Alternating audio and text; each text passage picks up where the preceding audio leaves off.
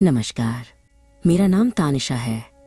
मेरे घर में साल का सबसे बड़ा और अनोखा त्योहार शुरू होने वाला है। इसे महापर्व छठ कहते हैं। क्या आप जानते हैं ये क्यों मनाया जाता है? छठ पूजा सूर्य देव और देवी षष्ठी, जिन्हें छठी मैया भी कहते हैं, को समर्पित एक 4 दिवसीय त्योहार है। ये प्रकृति को धन्यवाद देने का हमारा तरीका है। मेरी दादी श्रद्धा जी कहती हैं कि छठ का व्रत सबसे कठिन और सबसे शुद्ध होता है। ये मुख्य रूप से बिहार, झारखंड, उत्तर प्रदेश और नेपाल के तराई क्षेत्रों में मनाया जाता है। छठ की खास बात यह है कि इसमें कोई मूर्ति पूजा नहीं होती। हम सीधे सूर्य, जल और वायु जैसे प्राकृतिक तत्वों की पूजा करते हैं। ये एक प्राचीन वैदिक परंपरा है।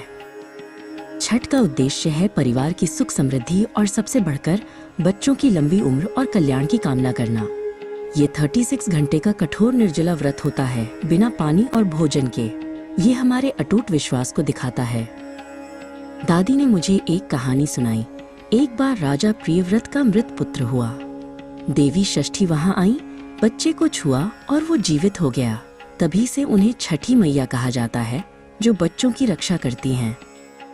एक और कहानी है भगवान राम और माता सीता की। रावण को हराने के बाद उन्होंने पाप से मुक्ति के लिए सूर्य देव की पूजा की थी।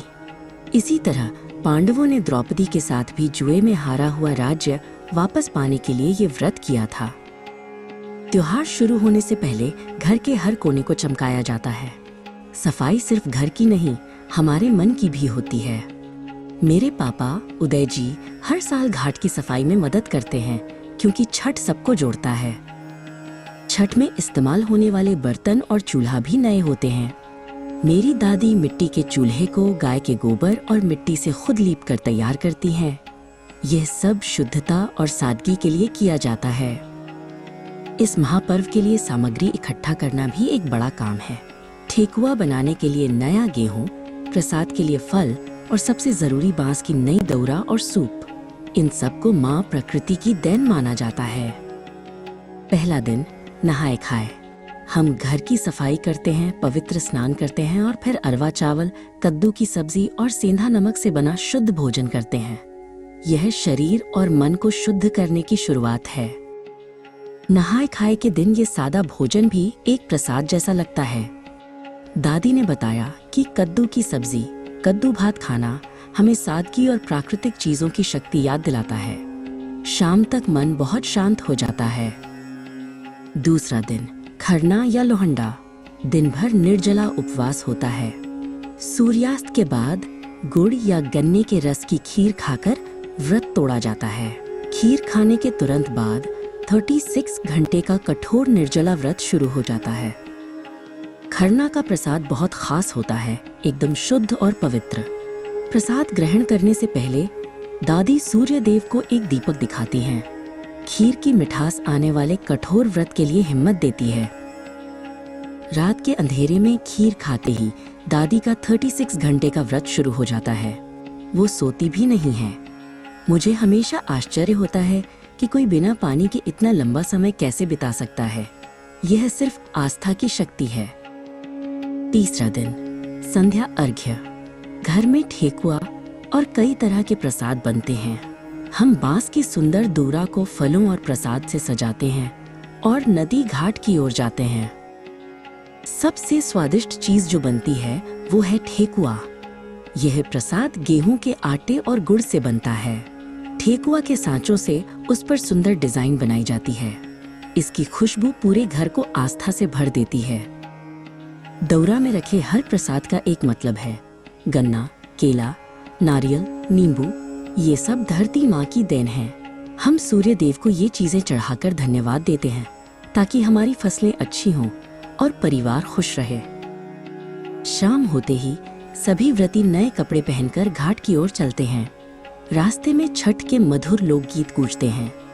यह सिर्फ पूजा नहीं, यह एक यात्रा है पूरी बिरादरी की एक साथ। शाम को डूबते हुए सूर्य प्रत्युष को अर्घ्य दिया जाता है। व्रत रखने वाले कमर तक पानी में खड़े होकर सूर्य को दूध और जल चढ़ाते हैं। यह जीवन चक्र और परिवर्तन को स्वीकार करने का अद्भुत क्षण है। जैसे ही दादी पानी में खड़ी होती हैं, मैं पीछे से उनकी मदद करती हूँ। मैं उन्हें जल का लोटा देती हूँ और वो धीरे से उसे सूर्य को अर्पित करती हैं। ठंडे पानी में खड़े होकर भी उनके चेहरे पर एक अद्भुत ऊर्जा दिखाई देती है। अर्घ्य देने के बाद घाट पर रात भर जागकर गीत गाए जाते हैं। सभी व्रती और उनके परिवार लोकगीतों में सूर्य देव और छठी मैया की महिमा गाते हैं। ये इंतजार भी पूजा का एक हिस्सा है।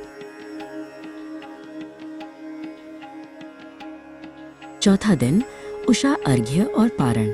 अगली सुबह सूर्य उदय से पहले हम फिर से घाट पर जाते हैं। उगते हुए सूर्य को अर्घ्य दिया जाता है। यह एक नए जीवन, नई शुरुआत और आशा का प्रतीक है। अंधेरी सुबह में उगते सूरज का इंतजार करना बहुत खास होता है। जैसे ही पहली किरण पानी को छूती है, सभी व्रती उठकर खड़े हो जाते हैं। हर किरण आशा और स्वास्थ्य का संदेश लेकर आती है। अर्घ्य देने के बाद घर आकर व्रती कच्चे दूध का शरबत और प्रसाद खाकर 36 घंटे का व्रत तोड़ती हैं। छठ पूजा हमें सिखाती है कि प्रकृति ही हमारी सबसे बड़ी देवी है। यह प्यार, आस्था और समर्पण का महापर्व है। छठ पूजा अब खत्म हो गई है, लेकिन इसकी पवित्रता और शक्ति पूरे साल हमारे साथ रहती है। इस कठिन व्रत ने मुझे सिखाया कि विश्वास, अनुशासन और प्रकृति के प्रति सम्मान ही सबसे बड़ी दौलत है। मेरी दादी सच कहती थीं, ये महापर्व है